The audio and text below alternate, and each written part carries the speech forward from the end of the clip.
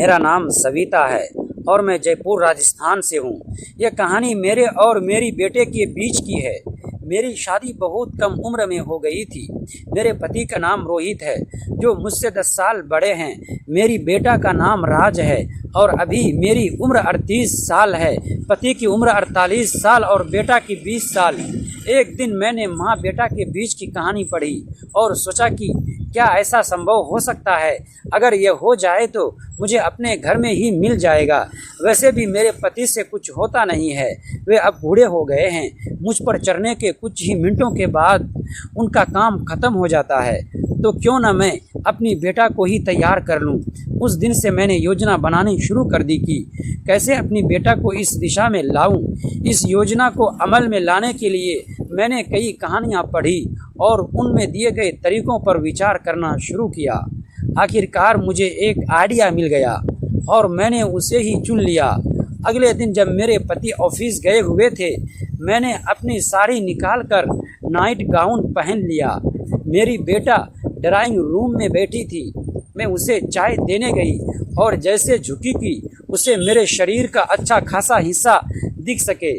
जैसे ही उसकी नज़र मेरी नाइट गाउन के अंदर गई, वो मुझे कुछ देर तक देखती रही।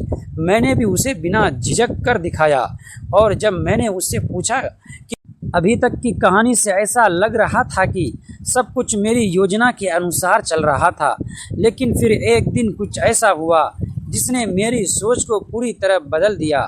एक सुबह जब मैं और मेरी बेटा राज साथ में नाश्ता कर रहे थे, उसने अचानक मुझसे कहा, माँ मुझे कुछ बताना है। दोस्तों बहुत ही रोमांचक कहानी है, पूरा सुनिएगा ज़रूर। दोस्तों वीडियो में आगे बढ़ने से पहले एक छोटा सा रिक्वेस्ट है कि वीडियो को लाइक और हमारे चैनल को सब्सक्राइब कीजिएगा और प्यारा सा कमेंट भी ज़रूर कर दीजिएगा। दोस्तों चलते हैं आज की कहानी की तरफ। उसकी आवाज़ में एक गंभीरता थी जिसे मैंने पहले कभी महसूस नहीं किया था।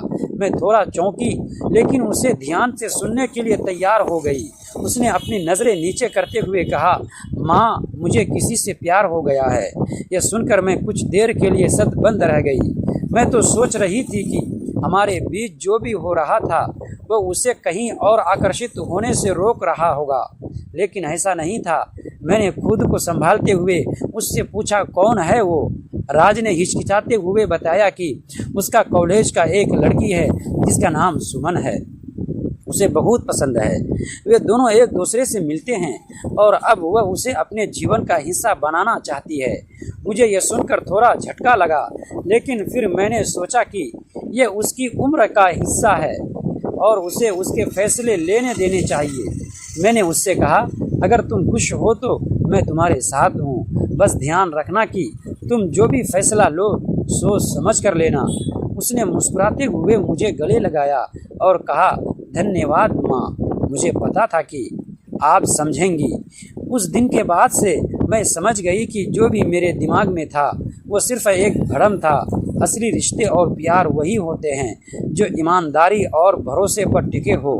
राज की बातों ने मुझे यह एहसास कराया कि माँ बेटे का रिश्ते की गरिमा और मर्यादा सबसे महत्वपूर्ण है। मैंने अपने सारे गलत विचारों को पीछे छोड़ दिया और अब मैं पूरी तरह से राज की खुशियों में शामिल हो। कुछ महीनों बाद सुमन और राज की सगाई हो गई और हमारे परिवार में एक नई शुरुआत हुई। सगाई के बाद राज और सुमन का रिश्ता और भी गहरा हो गया। उनकी खुशी में मैं और मेरे पति रोहित दोनों पूरी तरह शामिल हो गए थे। राज की ज़िंदगी में अब एक नई दिशा आ रही थी और मैं उसकी इस नई यात्रा का हिस्सा बनकर खुश थी। एक दिन राज ने मुझसे कहा, माँ मैं चाहती हूँ कि शादी के बाद भी हम दोनों का रिश्ता पहले जैसा बना रहे। आप मेरे लिए सिर्फ माँ ही नहीं, सबसे अच्छी दोस्त भी हो। यह सुनकर मेरा दिल भर आया। मैंने उससे कहा, बेटा माँ बेटा का रिश्ता हमेशा खास होता है और तुम्हारे जीवन के हर फैसले में मैं हमेशा तुम्हारे साथ हूँ। शादी की तैयारियाँ पूरे ज़ोरों शोर से शुरू हो गई। घर में हर तरफ हलचल चहल पहल थी। रिश्तेदारों का आना जाना लगा हुआ था और माहौल पूरी तरह से खुशियों से भरा हुआ था। राज और सुमन दोनों ही शादी के लिए उत्साहित थे और मैंने देखा कि वे एक दूसरे के साथ बेहद खुश और संतुष्ट थे। शादी का दिन भी आ गया। उस दिन राज दुल्हा के लिबास में इतनी सुंदर लग रही थी कि मुझे अपनी आंखों पर विश्वास नहीं हो रहा था कि मेरी नन्ही बेटा अब इतनी बड़ी हो गई है। उसकी आंखों में अपने नए जीवन की उमंग और खुशी साफ झलक रही थी। मैंने उसे गले लगाया और कहा, आज से तुम एक नई ज़िंदगी शुरू कर रही हो, लेकिन याद रखना तुम्हारा घर हमेशा तुम्हारे लिए खुला रहेगा। शादी की रस्में बहुत धूमधाम से पूरी हुई और राज और सुमन ने अपनी ज़िंदगी की नई शुरुआत कर दी।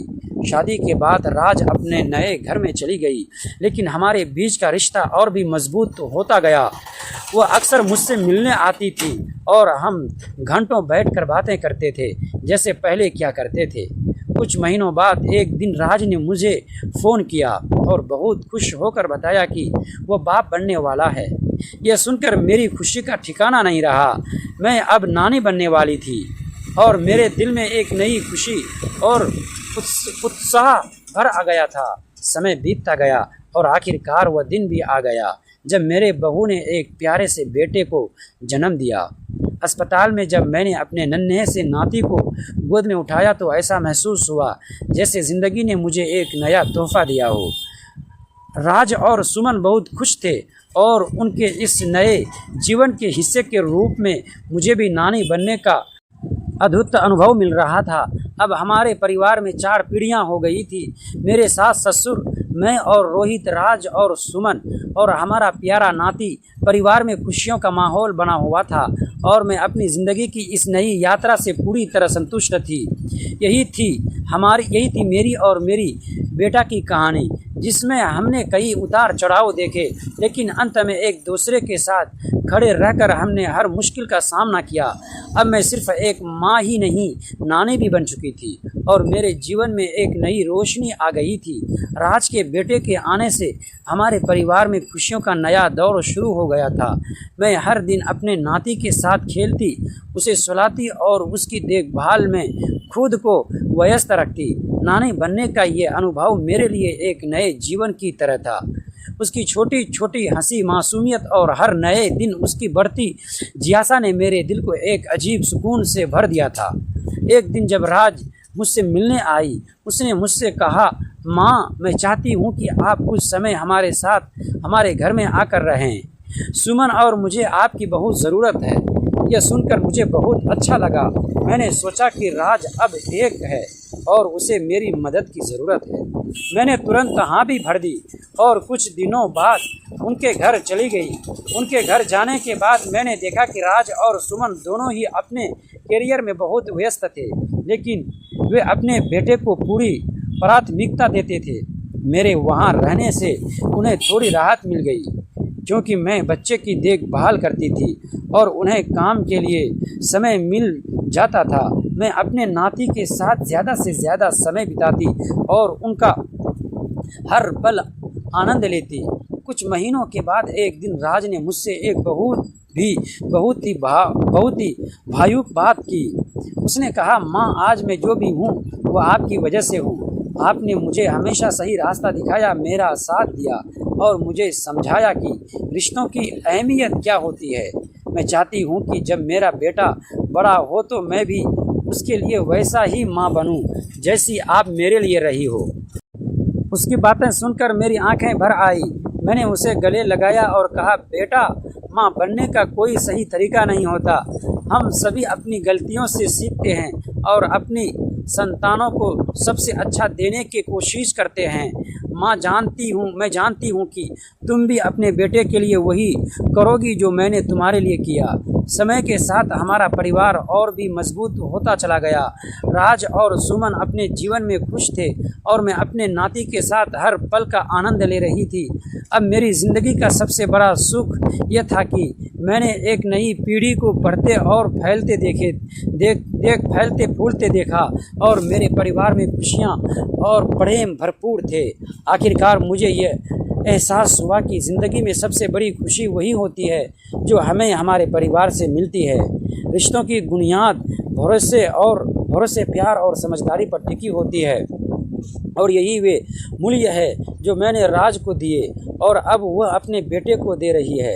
ये कहानी यहीं ख़त्म नहीं होती, बल्कि यह एक नई शुरुआत थी, एक ऐसी शुरुआत जिसमें पीढ़ियों के बीच का प्यार और देखभाल बसी रहती है और ज़िंदगी हर दिन एक नए रंग में खिलती रहती है। जैसे जैसे समय बीतता गया, हमारा परिवार और भी मजबूत और खुशहाल होता चला गया।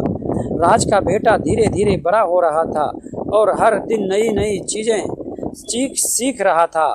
मैं देखती थी कि कैसे राज और सुमन अपने बेटे के साथ हर पल बिताने की कोशिश करते थे, उसे अच्छी सीख देने और उसका हर कदम पर साथ देने में लगे रहते थे। उनकी जिम्मेदारी और प्यार देखकर मुझे गर्व महसूस होता था। एक दिन राज ने मुझसे कहा, माँ, आप यहाँ हमारे साथ रहकर जो मदद करती हैं उसके लिए हम कभी आपका शुक्रिया अदा नहीं कर सकते। आपने केवल मुझे एक अच्छी माँ बनने में मदद की है, बल्कि मेरे बेटे के जीवन में भी आपका बहुत बड़ा योगदान है। मैंने मुस्कुराते हुए कहा, बेटा, एक परिवार को संवारने में सभी का साथ होता है। तुम्हारा बेटा अब हमारी नई पीढ़ी है और उसे सिखाना संवारना हमारा कर्तव्य है। मुझे गर्व है कि तुम दोनों इस जिम्मेदारी को इतनी अच्छी तरह निभा रहे हो। समय के साथ हमारे परिवार में कई और खुशहाल पल आए। राज का बेटा स्कूल जाने के लिए और वह बेहद होशियार और चतुर बच्चा निकला। उसकी मासूमियत और जिज्ञासा हमें हर दिन कुछ नया सिखाती थी। वह हर शाम मेरे पास आकर अपनी दिन भर की बातें बताता और मैं उसकी बातें सुनकर खुश होती थी। हमने मिलकर कई त्यौहार मनाए, ढेर सारी यात्राएं की और हर खास मौके पर एक परिवार की तरह जश्न मनाया। हर बार जब हम सब एक साथ होते तो मुझे एहसास होता कि परिवार ही असली सुख है। कुछ सालों बाद राज और सुमन ने अपने कैरियर में अच्छी प्रगति की और उन्होंने एक नया घर लिया। उस घर में उन्होंने मेरे लिए भी एक ख़ास जगह रखी ताकि जब भी मैं उनके साथ रहना चाहूँ मेरे पास हमेशा एक अपना कोना हो। ये देखकर मेरी आंखों में खुशी के आंसू आ गए, क्योंकि यह प्यार और सम्मान का प्रतीक था जो मेरे बच्चों ने मेरे लिए महसूस किया। अब मैं अक्सर राज के नए घर में जाकर कुछ समय बिताती हूँ, मेरे नाती के साथ खेलती हूँ, उसे पढ़ाती हूँ और उसके साथ बिताया हर पल मेरे लिए अनमोल होता है। राज और सुमन का रिश्ता पहले से और भी मजबूत हो गया था और उनके बीच का प्यार और समझदारी उनके बेटे पर भी असर डाल रही थी। जैसे जैसे उम्र बढ़ रही थी, मैं अपने जीवन के हर पल को संजो रही थी। मैंने अपने परिवार को बढ़ते फलते फूलते देखा था। ये मेरे लिए सबसे बड़ा आशीर्वाद था। अब जब भी मैं अपने परिवार को देखती हूँ, राज, सुमन और उनका प्यारा बेटा, तो मुझे ये यकीन हो जाता है कि मैंने अपनी जिम्मेदारी पूरी कर ली है। मैं इस बात से संतुष्ट हूँ कि मैंने अपने बच्चों को अच्छे संस्कार और प्यार दिया है और अब मैं उनके साथ मिलकर जीवन की बाकी खुशियों का आनंद ले रही हूँ। ज़िंदगी की ये यात्रा मुझे सिखाती है कि खुशियों का असली सत्व हमारे अपने होते हैं। परिवार के साथ बिताए गए ये पल सबसे कीमती होते हैं और यही वह धरोहर है जो मैं अपने बच्चों के लिए छोड़ कर जा रही हूँ। प्यार, साथ और भरोसे की विरासत जिसे वे आगे बढ़ाएंगे। राज मेरे लिए सिर्फ मेरा बेटा नहीं, बल्कि मेरी ज़िंदगी की सबसे बड़ी खुशी रहा है। मैंने उसे अपनी आँखों के सामने बड़ा होते देखा था। उसकी छोटी सी उंगली पकड़कर चलना सिखाने से लेकर उसके कॉलेज जाने तक मेरी ज़िंदगी का हर खूबसूरत पल उससे जुड़ा था। लेकिन कुछ दिनों से मुझे राज के व्यवहार में एक अजीब बदलाव महसूस हो रहा था। वो पहले मुझसे हर छोटी बड़ी बात समझा करता था, मगर अब अचानक चुप रहने लगा। देर रात तक अपने कमरे में रहता और जब मैं दरवाजे पर दस्तक देती तो तुरंत अपना फ़ोन छिपा लेता। एक रात में अपने कमरे में बैठी थी, रोहित सो चुके थे और मैं मोबाइल पर कुछ पढ़ रही थी।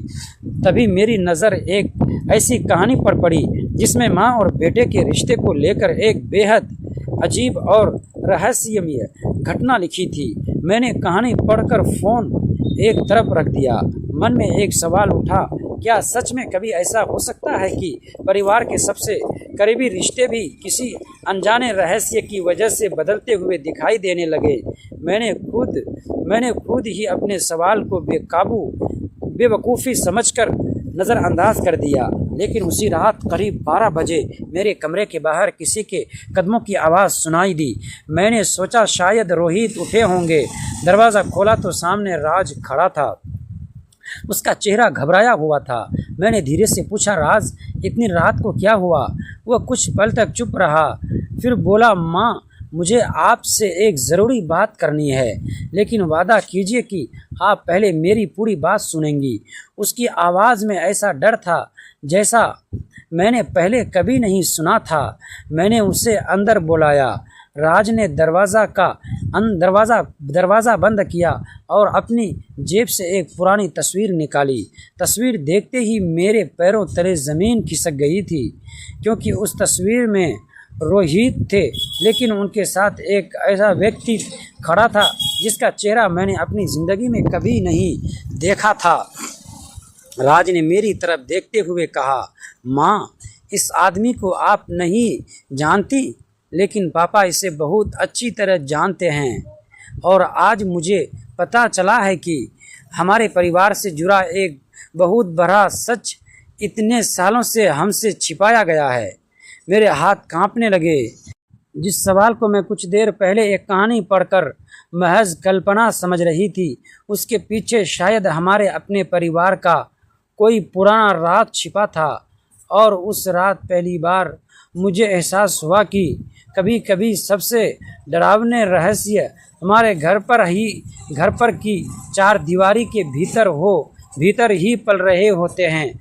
दोस्तों, ऐसे ही कहानी सुनने के लिए प्लीज़ हमारे चैनल को सब्सक्राइब ज़रूर कीजिएगा। वीडियो को लाइक और प्यारा सा कमेंट कर दीजिएगा।